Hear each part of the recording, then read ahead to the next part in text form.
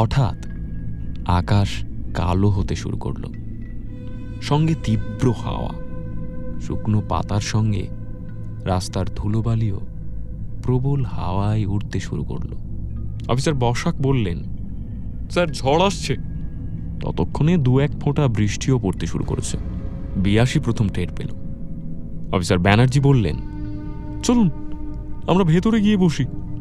ধাবার 2টো ছেলে তখন বাইরের টেবিল চেয়ারগুলো গুছোতে শুরু করেছে, ছাতাগুলো খুলে রাখছে। অফিসার বসাক বললেন, ঝড়টা কেমন হঠাৎ করে এলো না স্যার? একটু আগেও কি প্রচণ্ড রোদ ছিল। এখানকার ওয়েদার আমাদের কলকাতাতে ভাবাও যায় না। অফিসার ব্যানার্জি বললেন, এখানে আমার মাসির বাড়ি ছিল। যখনই বেড়াতে আসতাম, সে যে সিজনে হোক, একটু বৃষ্টি হতোই। ওরা 3জনেই ধাবার ভেতরের কোণার দিকের একটা টেবিলে বসে পড়ল। এই মুহূর্তে ধাবায় প্রায় কেউই নেই। 2টো ছেলে কাজ করছে দূরে, একজন লোক কাউন্টারে বসে, আর একজন উনুনের সামনে কিছু একটা করছিল। অফিসার ব্যানার্জি বিয়াসের দিকে তাকিয়ে প্রশ্ন করলেন, অ্যাক্সিডেন্টটা করানোর পিছনে একটা কারণ আছে বলছিলেন, সেটা কি? বিয়াস বলতে শুরু করল, আমার মায়েরা 2 বোন ছিলেন। আমার মাসির নাম ছিল নিহারিকা দত্ত, মায়ের বিয়ের আগের সারনেম। আমার মাসি একজন উকিল ছিলেন। প্রায় 30 বছর আগে নিহারিকার সঙ্গে অবিনাশের একটা সম্পর্ক গড়ে ওঠে। নিহারিকা কলকাতায় থাকতেন, সেখানে প্রতি মাসে অবিনাশ যেতেন। সবটাই ছিল শিলিগুড়ির বাইরে। নিহারিকা কোনোদিন শিলিগুড়ি আসেননি, মানে নিহারিকার কাছে অবিনাশ নিজের একটা অন্য জীবন দেখিয়েছিলেন। এইভাবেই চলেছিল অনেকগুলো দিন। আমার দাদু দিম্মা মাসিকে বিয়ের জন্য চাপ দিলে নিহারিকা অবিনাশকে বিয়ে করার কথা বলতেন। অবিনাশ একটার পর একটা কাজের বাহানা দিয়ে এড়িয়ে যেত। প্রায় 1.5 বছর পর শিলিগুড়িতে কোনো একটা ক্লায়েন্টের পার্টিতে মাসি ইনভাইটেড হন। সেই ক্লায়েন্ট ছিল সেই মুহূর্তে অবিনাশের কোনো এক প্রপার্টির পার্টনার। খুব সম্ভবত ওরা নিহারিকার জন্যই কোনো কেস জিতেছিলেন। মাসি হয়তো এতদূর আসতেন, কিন্তু এসেছিলেন অন্য একটা কারণে। ততদিনে নিহারিকা 2 মাসের সন্তান সম্ভবা। নিজেই অনেক দেরিতে জানতে পেরেছিলেন। ভেবেছিলেন শিলিগুড়িতে এসে নিজের মুখে অবিনাশকে এই খবরটা দেবেন, কিন্তু এখানে এসে নিহারিকার এতদিনের ভালোবাসার বিশ্বাস ভঙ্গ হয়েছিল। তিনি এখানে এসে জানতে পেরেছিলেন অবিনাশ তখন বিবাহিত, 2 সন্তানের বাবা। নিহারিকা পার্টিতে অবিনাশের স্ত্রী সুজাতাকে দেখেছিলেন।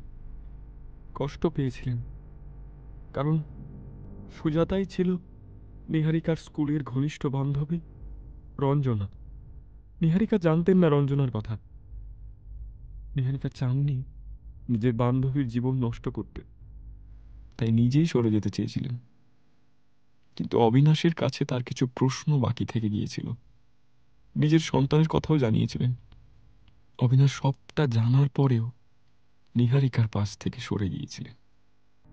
অবিনাশের সঙ্গে দেখা করে বেরিয়ে আসার মুহূর্তে নিহারিকা টের পেয়েছিলেন আজকে রাতের পর অবিনাশ ওকে আর বাঁচিয়ে রাখবে না। কি নিশ্চিত সেই মনে হওয়া! ভাগ্যিস তার মনে হয়েছিল।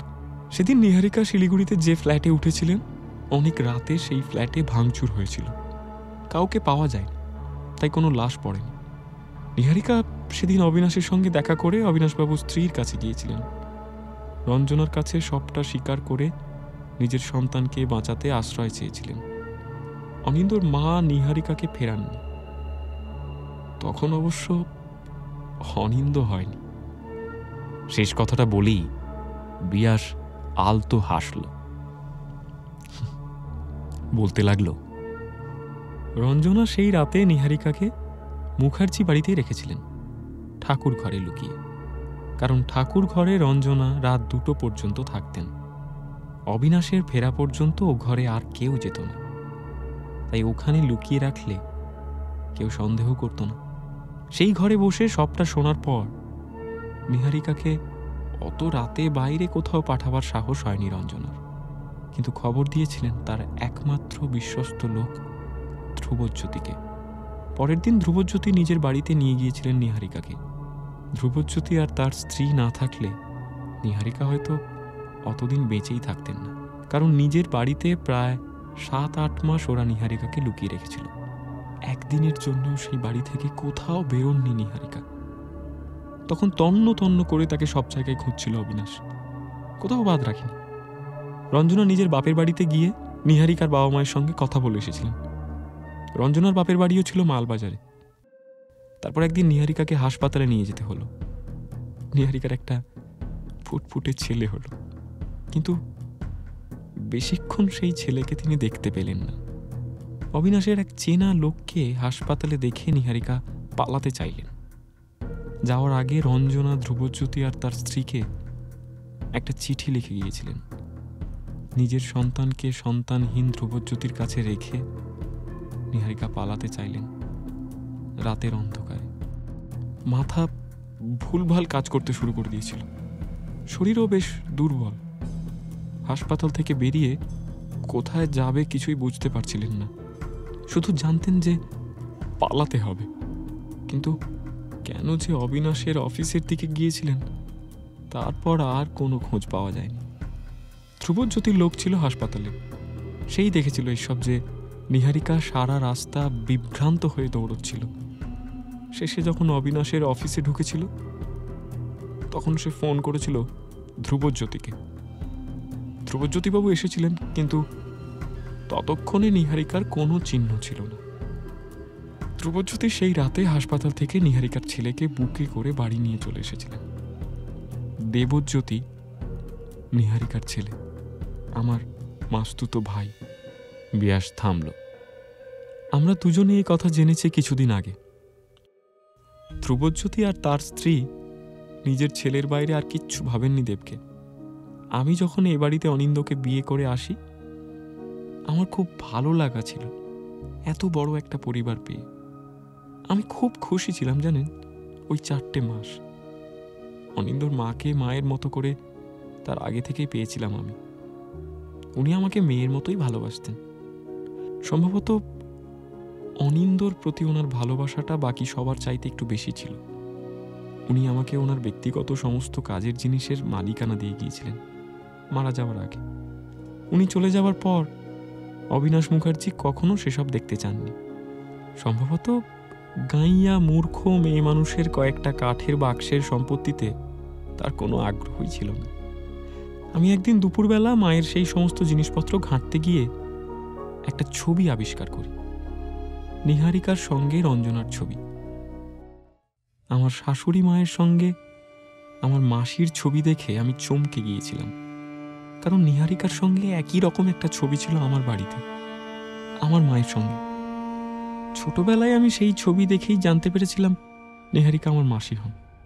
তাকে আমি চোখে কখনো দেখিনি। আমি জন্মানোর আগেই তিনি মারা যান।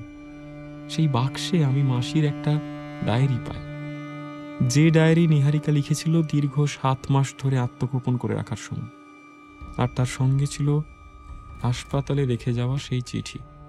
আমি সবটা পড়ি, আমি জানতে পারি দেবের কথা। আমি দেবকে গিয়ে সবটা জানাই। আমার কৌতূহল হচ্ছিল আমার মাসির সঙ্গে কি হয়েছিল জানার জন্য। আমি দেবজ্যোতির মায়ের সঙ্গে দেখা করি। ধ্রুবজ্যোতিবাবু অবিনাশবাবুর সব খবরই জানতেন, তাই তার স্ত্রী কিছু জানবেন সে তো খুবই স্বাভাবিক। তিনি প্রথমে কিছুই বলতে চাইছিলেন না, ভয় পাচ্ছিলেন। শেষে যখন জানলেন যে দেবজ্যোতি সবটা জেনে গেছে, তখন উনি বলেছিলেন নিহারিকার পরিণতির কথা।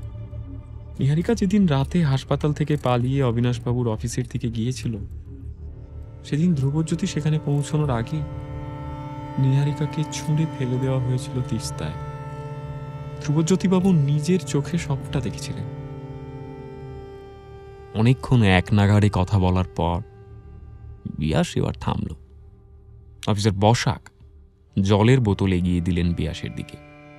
বিয়াস হাতের তালুর উল্টো পিঠে মুখ মুছে অফিসার ব্যানার্জিকে বললেন, অনিন্দকে বাড়ি যেতে দিন, ওর বাবার কাজের অনুষ্ঠানে ওকে থাকতে দিন স্যার। এমনিতেই আমার সঙ্গে জড়িয়ে পড়ে মানুষটার দুঃখের শেষ নেই। যতই হোক অবিনাশ মুখার্জি ওর বাবা। অফিসার ব্যানার্জি একটা ইশারা করলেন অফিসার বসাককে। অফিসার বসাক ফোন হাতে নিয়ে উঠে গেলেন অন্যদিকে।